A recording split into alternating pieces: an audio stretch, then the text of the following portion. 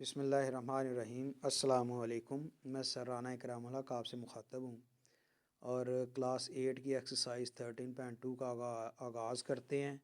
उम्मीद है आप पूरी लगन, मेहनत और शौक़ के साथ इसे समझेंगे और इसको अच्छी तरह ज़हन नशीन करके अच्छे मार्क्स हासिल करने की भरपूर जो है वो जद्दोजहद करेंगे। अल्लाह आपको हमेशा हर मैदान में कामयाब फरमाए।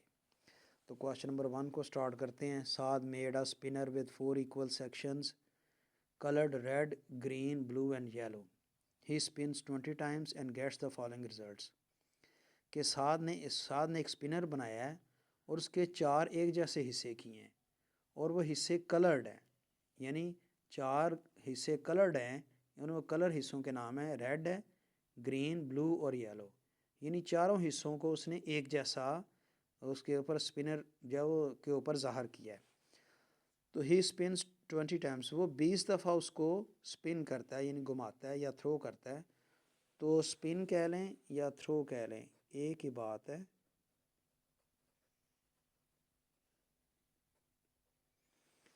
And gets the following result, ये उसको रिजल्ट हासिल होते हैं। देखिए कलर्स वाले जो है वो कॉलम है, उसमें रेड, ग्रीन, ब्लू और येलो है। फिर से फ्रीक्वेंसी है। फ्रीक्वेंसी का मतलब कि जितनी मरतबा कोई चीज़ हासिल होती है किसी ख़ास नंबर की या कलर की। तो देखिए फ्रीक्वेंसी 3 है, ये रेड में है, यानी रेड 3 दफ़ा जब वो आता है स्पिन करने के बाद। ग्रीन 8 दफ़ा, ब्लू 5 मरतबा और येलो 4 मरतबा। तो आगे क्वेश्चन पूछा हुआ उसने, find the experimental probability for each colour after 20 throws. कहता है 20 थ्रोज या 20 स्पिन्स के बाद हर एक कलर की आपने एक्सपेरिमेंटल प्रोबेबिलिटी फाइंड करनी है। तो प्रोबेबिलिटी जो है हम फाइंड करते हैं, एक्सपेरिमेंटल प्रोबेबिलिटी का लफ्ज़ आपने यहाँ पे देखा। तो इस एक्सरसाइज में हमने 2 किस्म की प्रोबेबिलिटी पढ़ेंगे, एक्सपेरिमेंटल प्रोबेबिलिटी और दूसरी है थ्योरेटिकल प्रोबेबिलिटी। तो ये 2 टॉपिक हैं, इसके अंदर ही वो सॉल्व हो जाएंगे। तो इतनी ज़्यादा इनमें चेंजिंग नहीं है, बस इसमें थोड़ा सा वर्ड का डिफरेंट है, लेकिन एक्चुअली हमने फाइंड प्रोबेबिलिटी करनी है। तो प्रोबेबिलिटी की पहले हम जो है वो देखते हैं कि इसके अंदर प्रोबेबिलिटी हल करने के लिए फार्मूला कौन सा यूज़ करते हैं। ये आप पहले फार्मूला देख लें। तो फार्मूला फॉर फाइंडिंग प्रोबेबिलिटी, तो पिछले लेक्चर में हमने प्रोबेबिलिटी की ये मिस्टेक ये देखी थी कि लफ्ज़ प्रोबेबिलिटी नहीं होता बल्कि प्रोबेबिलिटी होता है, ये करेक्शन पहले की थी। तो ये प्रोबेबिलिटी है। तो हमने फार्मूला प्रोबेबिलिटी का करना है। तो फार्मूला होता है प्रोबेबिलिटी ऑफ ई, प्रोबेबिलिटी को यानी इसको पी को प्रोबेबिलिटी पढ़ते हैं, आगे ये जो ब्रैकेट स्टार्ट होती है इसको ऑफ बोलते हैं। प्रोबेबिलिटी ऑफ ई यानी ई से मुराद इवेंट है। इवेंट का मतलब है कि जब हम कोई थ्रो करते हैं ना कॉइन को, वो इवेंट होता है। या हम डाई है यानी लूडो का दाना है, उसको थ्रो करते हैं जिसमें 1 2 3 4 या 6 तक कोई नंबर आ जाए, वो भी इवेंट होता है। जैसे कार्ड्स हैं, ताश के पत्ते या कार्ड्स, हम उनमें से कोई एक या दो निकालते हैं तो वो भी इवेंट होता है। तो ये इवेंट जो है वो चेंज होते रहते हैं, ये ई की वैल्यू जो है ना चेंज हुआ करेगी, लेकिन चूंकि फार्मूला है तो फार्मूले में पेट वैल्यू लिखी जाती है, तो वो बाद में उसको जो है वो चेंजिंग के लिए जो है यूज़ करते हैं, लेकिन फार्मूले की बेस जो है वो जेन में होती है। तो ये बेस है। Probability of E equal to number of E over number of S. Number of S sample space होता है, यानी जितने टोटल आउटकम वो सारे जो है वो क्वेश्चन के अंदर मौजूद हों। अब ई यहाँ पे याद रखना है कि अगर यहाँ पे ई है ना इवेंट का, तो ऊपर वाली वैल्यू भी ई ही होगी, ये दोनों आपस में एक ही होंगी। नीचे जो है total number of sample space होते हैं, जैसे इक्वल में लिखा है नंबर ऑफ फेवरेबल आउटकम्स, यानी ऊपर वाले इवेंट की डिस्कस की है यहाँ पे। फिर नीचे number of all possible outcomes, यानी ये नंबर ऑफ सैम्पल स्पेस हैं, जितने भी सैम्पल स्पेस होते हैं उस कंसर्न क्वेश्चन के अंदर, वो नीचे आते हैं हमेशा। एन ऑफ एस हमेशा ओवर में होता है। अब हम क्वेश्चन की तरफ चलते हैं। तो हमने यह वो क्वेश्चन को स्टडी कर लिया हुआ है। तो सैम्पल स्पेस ये थे कि यहाँ हमने बनाया सैम्पल स्पेस, यानी 3 उसके अंदर रेड थे कलर, फिर 8 ग्रीन, 5 ब्लू थे और 4 येलो। तो ये हमारे सैम्पल में आता है। ये सैम्पल में ये सारे के सारे ये आउटकम्स हैं, टोटल आउटकम्स। तो अब सैंपल के हम नंबर ऑफ़ सैंपल देखते हैं कि टोटल आउटकम कितने आए थे। तो यही 3 और ये 8 है, फिर उसके बाद 5 और 4, इन सब को प्लस किया तो वह 20 है। तो 20 थ्रोज हुई थी या 20 स्पिन्स हुए थे क्वेश्चन के अंदर। तो ये नंबर ऑफ़ सैंपल स्पेस आगे हर प्रोबेबिलिटी के जो भी कलर को हमने फाइंड करना है उसमें नंबर ऑफ़ सैंपल स्पेस जो है वो ओवर यानी बटे के नीचे वो हम लिखा करेंगे, वो यूज़ किया करेंगे सारे में। तो ऊपर वाले जो आप देखेंगे, हम फार्मूला अगर देखें तो फार्मूले में प्रोबेबिलिटी ऑफ ई यानी event equal to number of event यानी जो भी अक्कर होगा यहाँ पे वाक़या होगा, और नंबर ऑफ़ सैंपल स्पेस, हर एक में सैंपल स्पेस जो है वो ओवर के नीचे होगा। इस तरह आपको एक चीज़ यह बताई थी कि ये ई है, ये इवेंट है, ये चेंज होता रहता है, और जो ई यहाँ पे होगा वही वैल्यू यहाँ पे होगी, ये दोनों सेम सेम होंगे, और इसी को ये वाला रिप्रेजेंट कर रहा है जो नंबर यहाँ पे आएगा। और ओवर सैंपल स्पेस है नंबर ऑफ़ सैंपल स्पेस, ये तो क्लियर है कि ये नंबर ऑफ़ सैंपल स्पेस जो 20 आते हैं वही आएंगे। तो आप देखें ई जो है वो चेंज होते हुए कैसे जो है वो वैल्यू जो है इसकी आगे आती हैं। देखें प्रोबेबिलिटी ऑफ रेड कलर की हमने प्रोबेबिलिटी फाइंड करनी थी, तो number of red over number of sample space. तो रेड की प्रोबेबिलिटी जिसकी फाइंड करनी है वो उसके आउटकम जो है वो ऊपर आते हैं जितने भी होंगे। इस तरह प्रोबेबिलिटी ऑफ ग्रीन है, तो ग्रीन में नंबर ऑफ़ जो है वो आउटकम ग्रीन के ऊपर आएंगे, number of sample space total sample space जो है नीचे होंगे। फिर प्रोबेबिलिटी ऑफ ब्लू, ये number of blue over number of sample space. फिर प्रोबेबिलिटी ऑफ येलो, तो इक्वल टू देखें आप number of yellow over number of sample space. अब आपको ये एक बात बताई थी कि ई जो है वो ई हर एक में चेंज होगा। तो आप देखें यहाँ पे प्रोबेबिलिटी में ये रेड चेंज हुआ है, ग्रीन है यहाँ पे, उसके बाद ब्लू आता है, फिर आगे येलो। ये चारों कलर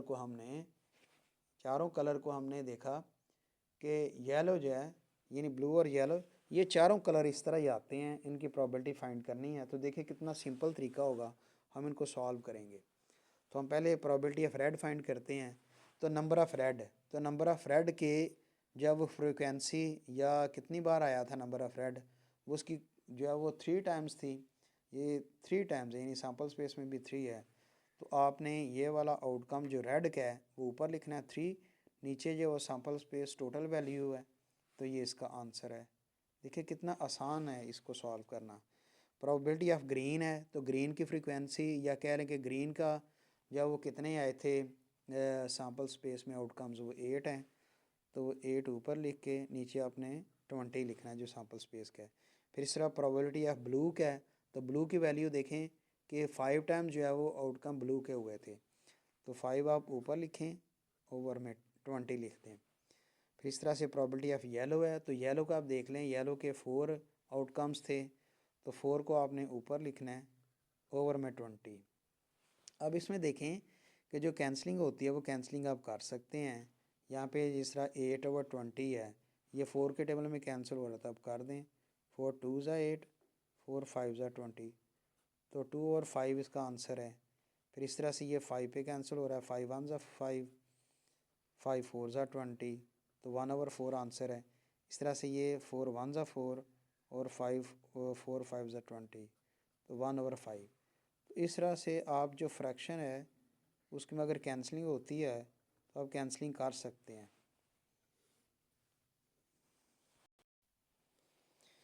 क्वेश्चन नंबर 2 को स्टार्ट करते हैं जी। सना flips a coin 200 times and records the number of heads after every 50 throws। कहते हैं जी सना जो है उसने 200 मरतबा, 200 दफ़ा, टाइम्स माने मरतबा होता है या दफ़ा होता है, तो सना ने 200 मरतबा एक कॉइन को जो है वो उछाला है, यानी वो उछालती है 200 मरतबा। And records the number of heads after every 50 थ्रोज़। कहते हैं हर 50 थ्रोज़ के बाद, यानी 50 थ्रोज जब पूरी हो जाती हैं उसमें वो इसके रिकॉर्ड करती रहती है कि इसमें हेड्स कितने आए हैं, यानी हेड को रिकॉर्ड करती है। यानी 50 थ्रो उसने पहले की हैं तो देखा उसमें कितने हेड्स आए हैं, तो ये 50 थ्रो करके उसने हेड्स की काउंटिंग की है। अब देखें उसकी रिकॉर्डिंग कैसी हुई है कि उसने कैसे रिकॉर्ड लिखा हुआ है, फ्लिपिंग ऑफ कॉइन रिकॉर्डिंग। तो फ्रीक्वेंसी ऑफ हेड्स, ये दो जो हैं वो कॉलम्स हैं हॉरिजॉन्टल वाइज, यानी जो है वो आमने सामने है। तो फ्लिपिंग ऑफ कॉइन रिकॉर्डिंग क्या है कि अगर 50 उसने कॉइन को थ्रो किया है तो उसमें फ्रीक्वेंसी ऑफ हेड्स, यानी हेड्स कितनी मरतबा आए हैं, 29 टाइम्स आए हैं। फिर अगली दफ़ा फिर उसने 50 टाइम्स जब वो कॉइन को थ्रो किया है, लेकिन चूँकि ये भी 50 कर चुकी थी तो अगली 50 भी इसमें शामिल होगी। एक्चुअली वो इसने किया तो यहाँ पे 50 टाइम्स ही थ्रो है, लेकिन चूँकि पहले भी 50 दफ़ा थ्रो कर चुकी है तो इसलिए ये 100 यहाँ पे काउंटिंग इसने ज़ार की है। तो उसी हिसाब से इसने जब ये पहले 59 में 29 हेड्स आते हैं तो 50 में 29 हेड्स आ रहे हैं, तो यहाँ पे अगर हम क्या देख सोचते हैं कि ये 50 टाइम्स है हेड ये थ्रो करती है दूसरी मरतबा, तो 54 टाइम्स तो हेड नहीं ना आते। इसलिए क्या हुआ कि उसने सिर्फ इस 50 को अलहदा नहीं लिखा, इसने 100 लिख दिया है कि 50 टाइम्स यहाँ थ्रो किया है, तो अगली दफ़ा वो 50 टाइम करेगी तो 100 मरतबा थ्रो हो जाएगी। तो कितने उसके हेड्स आएंगे, वो 54 आते हैं हेड्स। अब 54 इसके 100 के एक्चुअली नहीं है, इस 50 के 29 हेड्स भी इस वाले 50 में हेड्स शामिल करके 54 आए हैं। आगे फिर अगले मरतबा फिर उसने 50 टाइम्स ही थ्रो किया है कॉइन को, लेकिन एक्चुअली वो यहाँ पे तादाद 150 लिखी गई है, क्योंकि यहाँ पे 50 है तो अगली दफ़ा 50 100 हो जाता है। फिर अगली दफ़ा उसने 50 टाइम्स थ्रो किया तो 150 टाइम्स है। तो हेड्स की जो फ्रीक्वेंसी है या हेड्स की जो आने की आउटकम है वो 79 है। और लास्ट टाइम उसने जो है वो 50 टाइम्स कॉइन को थ्रो किया है तो वो 200 टाइम्स उसके पूरे हो जाते हैं। तो 200 टाइम्स में नंबर ऑफ़ हेड्स आने की जो प्रोबेबिलिटी है वो 107 है, यानी इसकी आउटकम है, प्रोबेबिलिटी नहीं आउटकम है, 107 टाइम हेड्स आते हैं। तो ये 50 सिर्फ आपको ये समझाने के लिए बताया कि एक्चुअली ये हर दफ़ा 50 टाइम्स उसने थ्रो किया था, लेकिन चूँकि पीछे जो नंबर पहली दफ़ा 50 को उसने थ्रो करके अगली दफ़ा 50 को काउंट करना है तो उसने 100 जब वो इकट्ठा काउंट कर लिया, फिर अगली दफ़ा 50 किया तो 150, नेक्स्ट टाइम जब 50 किया तो 200। ये आपको जो ये लिखा है साथ ये इसलिए बताया है कि आपको पता चले कि 50 टाइम्स ही थ्रो हुआ है। तो एक्चुअली जो हम देखते हैं सैम्पल स्पेस हम बनाते हैं तो ये 200 टाइम यहाँ पे हमें सैम्पल स्पेस डायरेक्ट ही मिल गया, नंबर ऑफ़ सैम्पल स्पेस मिल गए हैं, हमें सैम्पल बनाना नहीं पड़ेगा, नंबर ऑफ़ सैम्पल स्पेस होगा। आगे हेड्स आने की जो आउटकम्स हैं वो यहाँ तादाद उस नंबर के साथ साथ लिखी है जिस नंबर के साथ साथ थ्रो हुआ है कॉइन। तो क्वेश्चन में पूछा find the experimental probability for heads after 50, 100, 150 and 200 throws. कहता है आपने 4 मरतबा जो 50 थ्रो किया था उसमें पहली दफ़ा 50 का उसकी प्रोबेबिलिटी फाइंड करनी है कितने हेड्स आए हैं, और फिर दफ़ा नेक्स्ट टाइम 100 में कितने जो है नंबर ऑफ़ हेड्स की प्रोबेबिलिटी बनेगी, फिर 150 की और 200 की जो है वो प्रोबेबिलिटी क्या बनेगी हेड्स के आने की, वो हम सॉल्व कर लेते हैं। बहुत सिंपल क्वेश्चन है, ऊपर वाले क्वेश्चन की तरह ही है, तो कोई ये नहीं ऊपर वाला क्वेश्चन 1 की तरह है, तो ये हम सॉल्व करते हैं, बहुत सिंपल है ये आप देखेंगे। देखिए जी हम फाइंड आउट करते हैं प्रोबेबिलिटी। तो इसको हल करने के लिए हम जो है वो इसका तरीक़ाकार इख्तियार जो करते हैं वो देखें कि फ़र्स्ट टाइम जो 29 हेड्स आते हैं जब 50 थ्रोज़ करती है तो देखें probability of heads in 50 throws, 50 throw में जो हेड्स आते हैं वो कितने आते हैं जी, वो है 29। ये नंबर ऑफ़ आउटकम्स हैं जो हेड्स हैं।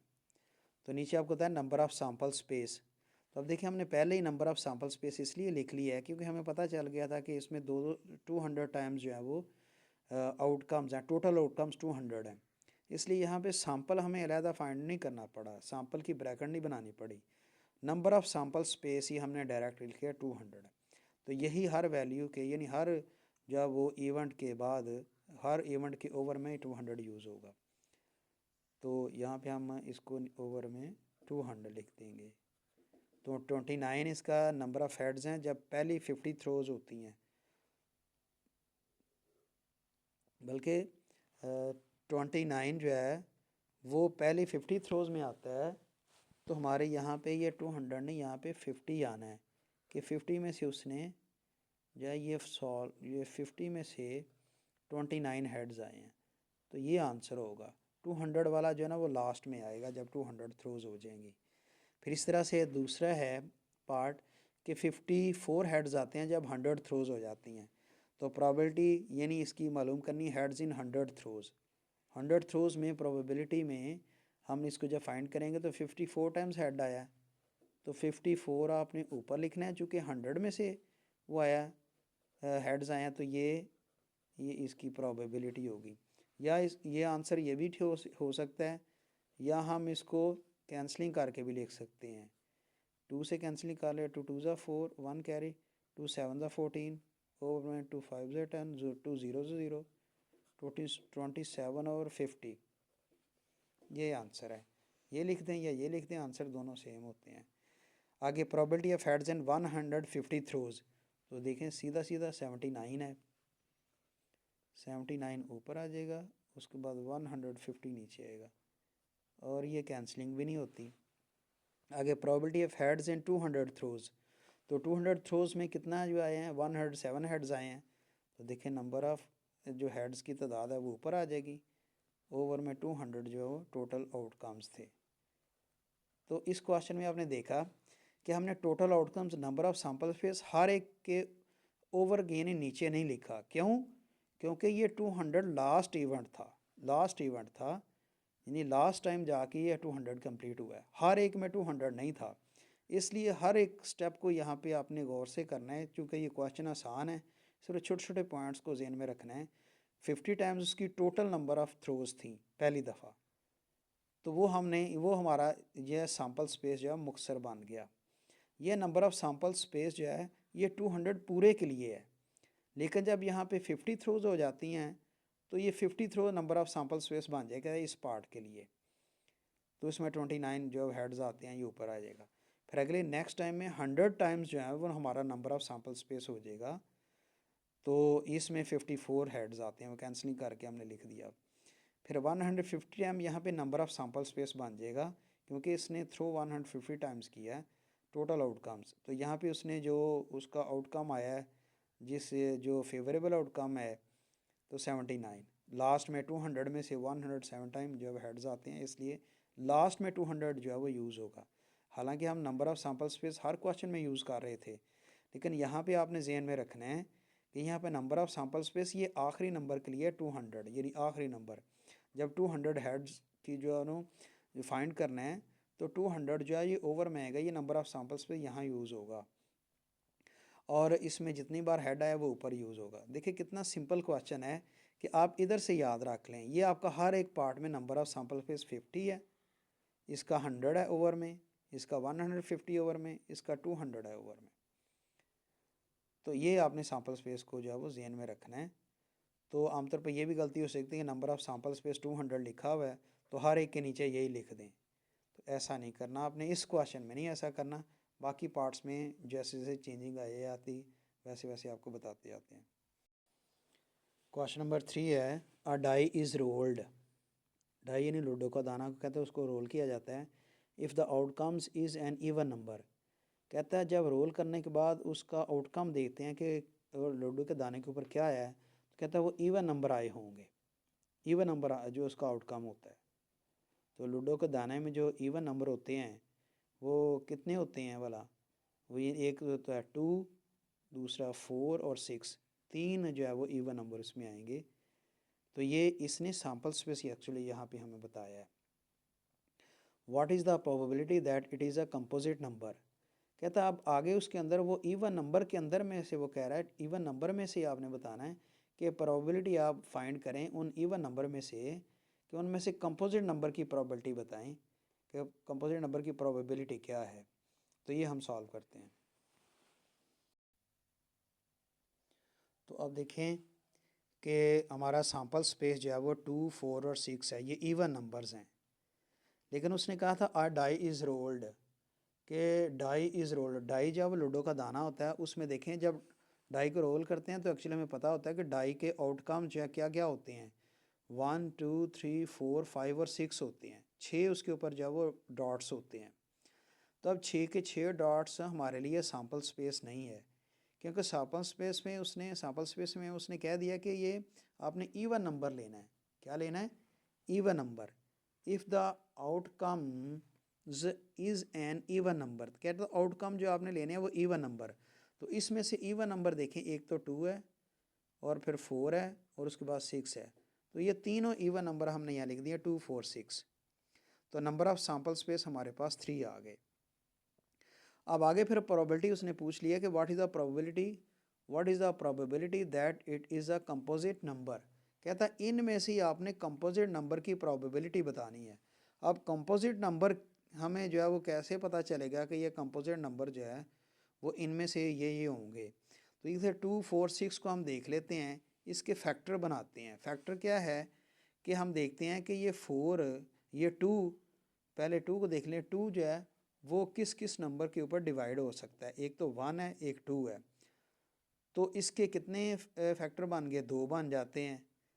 तो जिसके 2 फैक्टर हों, एक फैक्टर 1 हो और दूसरा जो फैक्टर होता है वो नंबर खुद ही आ जाए, तो 2 फैक्टर जिसके हों उसको कंपोजिट नंबर नहीं कहते, उसको प्राइम नंबर कहते हैं। तो प्राइम नंबर के ही सिर्फ 2 फैक्टर होते हैं, एक 1 होता है और दूसरा नंबर इटसेल्फ होता है। तो ये 2 को हमने यहाँ पे नहीं लिखेंगे, 2 कंपोजिट नंबर नहीं है। तो 4 देखें, 4 को हम देखें कौन कौन से टेबल पे डिवाइड होता है। 1 पे हो सकता है 4 टेबल, 1 के ऊपर 4 का टेबल 1 के ऊपर डिवाइड हो जाएगा 4। 2 के टेबल में भी 4 आ जाता है, 2 के टेबल में 2 2 ज़ा 4 और 4 अपने ही टेबल में भी आ जाता है। तो अब इसके फैक्टर देखें कितने बन गए, 1 2 और 4, 3 फैक्टर बन गए। 2 से ज़्यादा फैक्टर बन जाए, 2 से ज़्यादा फैक्टर, तो वो कंपोजिट नंबर होता है। तो 4 कंपोजिट नंबर है। इस तरह 6 को देखा कि 6 1 के टेबल में आ रहा है। 1 के टेबल में तो हर नंबर आता है और हर नंबर को लिखना होता है। फिर 2 के टेबल में भी 6 आता है, 2 3 ज़ा 6 होता है। फिर 3 के टेबल में भी 6 आता है, 3 2 ज़ा 6 होता है और 6 अपने ही टेबल में आता है, 6 1 ज़ा 6 होता है। तो ये फैक्टर देखें कितने बन गए, 1 2 3 और 6, 4 फैक्टर बन जाते हैं। तो जिसके 2 फैक्टर से ज़्यादा फैक्टर बने हों उसको हम मानते हैं कि वो कंपोजिट नंबर है। तो 6 के देखें 4 फैक्टर बन जाते हैं, इसलिए ये कंपोजिट है। तो 4 और 6 2 नंबर हैं सिर्फ जो हमें कंपोजिट मिले हैं। तो कंपोजिट नंबर 4 और 6 हैं और नंबर ऑफ़ कंपोजिट नंबर यानी इसके आउटकम के नंबर ऑफ़ कंपोजिट नंबर वो 2 हैं। अब प्रोबेबिलिटी फाइंड करेंगे। प्रोबेबिलिटी क्या है, कंपोजिट नंबर भी है और वह इवन नंबर भी हैं। इवन भी हम लिख सकते हैं, तो कंपोजिट अकेला भी लिख सकते हैं। कंपोजिट इवन नंबर की प्रोबेबिलिटी क्या होगी, हमारे पास ये 2 नंबर आए हैं, 2, तो 2 ऊपर आ जाएगा और नीचे ये नंबर ऑफ सैम्पल स्पेस यहाँ पे ये बने हुए हैं, ये 3 है। ये छोटा सा क्वेश्चन था, ये आंसर है। क्वेश्चन 4, 3 लेटर पी ए के, इनके दरमियान कॉमा है, पी के बाद कॉमा, ए के बाद कॉमा और के है, तीनों कैपिटल लेटर हैं। 3 लेटर कहते हैं एक अल्फ़ाबेट, यानी ए लेटर है, बी लेटर है, ए से लेकर जी तक, वो 26 बनते हैं, ए बी सी। तो 26 लेटर हैं, तो उनमें से ये 3 लेटर दिए हैं। 3 लेटर ए यानी P A K are placed at random in a row. कहता है हमने एक कतार में इन तीनों नंबर्स को रख दिया है। एट रैंडम का मतलब है कि हमने उसकी तरतीब का कोई नहीं रखा साहब कि पी पहले आता है, ए पहले आता है, के पहले आता है, कोई जैसे मर्ज़ी तरतीब आ जाए, वो एट रैंडम होता है। जो हम अरेंज करते हैं वो एक तरतीब होती है या ऑर्डर होता है, एक तरतीब होती है। एट रैंडम का मतलब होता है बग़ैर तरतीब के, तो जो मर्ज़ी पहले आ जाए जो बाद में आ जाए वो एट रैंडम होता है। Find sample space of possible outcomes. कहता है अब ये बताएं इन तीनों जो लेटर हैं इनके पॉसिबल आउटकम्स क्या बन सकते हैं। तो हम इसके पॉसिबल आउटकम्स भी बनाएंगे और आगे फिर फाइंड द प्रोबेबिलिटी ऑफ। तो आगे प्रोबेबिलिटी भी आपने मालूम करनी है। क्या है, स्पेलिंग पी ए के, कि पी ए के इकट्ठे स्पेलिंग आ जाएँ, इसकी प्रोबेबिलिटी क्या है वो हमें सैम्पल स्पेस बनाएंगे उसमें पता चल जाएगा। आगे बी पार्ट है के अपीयरिंग फर्स्ट, कि ऐसे आपने बताना है प्रोबेबिलिटी कि उसमें के पहले आ जाए, वो सैम्पल स्पेस में भी वो भी आएगा। फिर ए नॉट अपीयरिंग फर्स्ट, कि आपने वो प्रोबेबिलिटी मालूम करनी जिसमें ए पहले ना आए। फिर आगे डी है स्पेलिंग पी ए के और के ए पी, कि या तो स्पेलिंग उसके हैं पी ए के आ जाएँ या फिर जो है और का मतलब या होता है के ए पी। और याद रखना है कि जो और है ये आम लफ्ज़ नहीं है प्रोबेबिलिटी में। प्रोबेबिलिटी में और का मतलब प्लस होता है, और का मतलब प्लस है। तो हमने इनको सॉल्व करना है तो पहले सैम्पल स्पेस बनाते हैं, फिर इसकी वैल्यू फाइंड करते हैं। देखिए हमारे पास 3 लेटर हैं पी ए के। अब इसका सैम्पल स्पेस बनाने लगे हैं। हम पहले पी को फर्स्ट रख लेते हैं, पी, उसके बाद ये ए के की तरतीब लगाते हैं साथ, फिर इसके बाद पी को फिर पहले रखा, और अब हम के पहले लिख लें, ए बाद में लिख लें। तो ये पी के साथ दोनों की हमने अरेंजमेंट कर दी। अब पी को छोड़ के अब हम ए जो है पहले रख लेते हैं, ए, उसके बाद मिला लेते हैं पी को के साथ, फिर इसके बाद दोबारा ए रखते हैं, और अब के और पी इसकी तरतीब उलट के लिख देते हैं। फिर लास्ट में हम रखते हैं के पहले रख लें, के साथ आपने तरतीब रखनी है पी ए, और अगर दोबारा फिर के पहले आ जाएगा तो उसकी तरतीब जो है वो बदल दें, ए पी कर लें। तो ये हमारे पास सैम्पल स्पेस आ जाता है। अब नंबर ऑफ़ सैम्पल स्पेस क्या होंगे, तो आप काउंट कर लें 1 2 3 4 5 और 6, ये नंबर ऑफ़ सैम्पल स्पेस है। अब फर्स्ट पार्ट में उसने कहा था कि आप ये बताएं कि प्रोबेबिलिटी ऑफ जो स्पेलिंग पी ए के, तो इसकी प्रोबेबिलिटी हमने मालूम करनी है स्पेलिंग पी ए के की। देखें पी ए के हम सैम्पल स्पेस में देखें तो पी ए के एक दफ़ा आ रहा है और कोई तरतीब में नहीं है जिसमें पी ए के आए। तो ये हमारे पास सिर्फ एक वैल्यू है जो पी ए के की आती है। तो प्रोबेबिलिटी में ये ऊपर 1 आ जाएगा, नीचे इसका सैम्पल स्पेस आ जाएगा 6। तो ये आंसर है। इस तरह से बी पार्ट है। बी पार्ट में हमने प्रोबेबिलिटी फाइंड करनी है के अपीयरिंग फर्स्ट।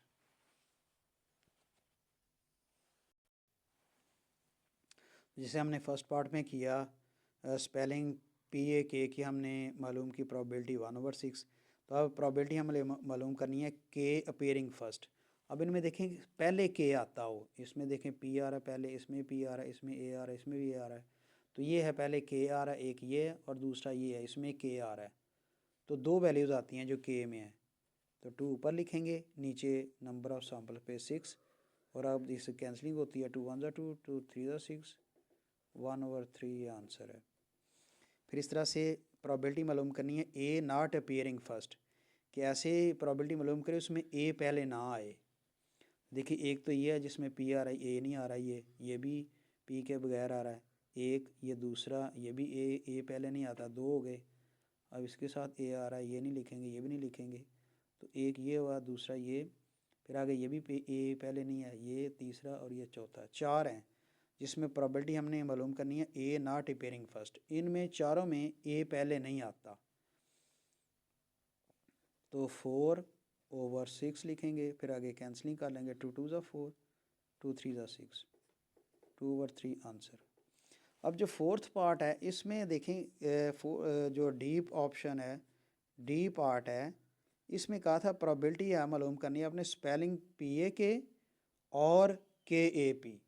तो आपको मैंने बताया था कि और जब प्रोबेबिलिटी में आता है तो उसका मतलब प्लस होता है, और का मतलब होता है प्लस। ये प्रोबेबिलिटी की आपने याद रखनी है, ये इम्पोर्टेंट रूल है। और अगर प्रोबेबिलिटी में एंड आ जाए तो उसका मतलब मल्टीप्लाई होता है।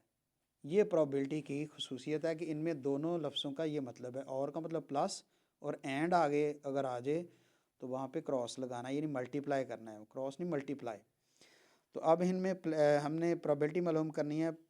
पहले प्रोबेबिलिटी स्पेलिंग पी ए के हमने अलहदा कर लिया, प्रोबेबिलिटी स्पेलिंग पी ए के पहले लिखेंगे, फिर आगे हमने जो है ना वो प्लस करना है,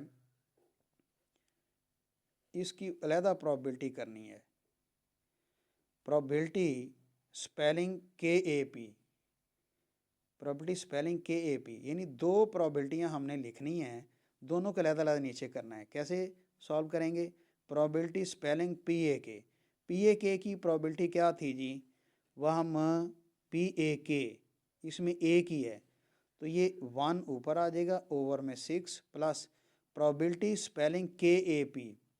तो के ए पी यहाँ पे कितने हैं, के पहले आ जाएगा के ए पी, ये के पहले नहीं, ये भी नहीं आ रहा, ये है के ए पी, इसकी भी एक ही प्रोबेबिलिटी है कि 1 टाइम ये आया।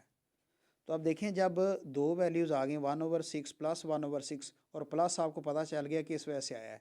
क्वेश्चन में और आया था इसलिए और की जगह हमने प्लस लगाया, तो ये दो पार्ट्स बन गए एक ही क्वेश्चन के। तो आप देखें जब ओवर में दोनों में 6 सेम नंबर होता है ना, तो ऊपर वाले नंबर को फिर हम साथ लिखते हैं 1+1। तो 1 में 1 प्लस किया 2/6, फिर कैंसिल कर लें, 2 1 2 2 3 6, तो 1/3 जो है ये आंसर है इस पार्ट का।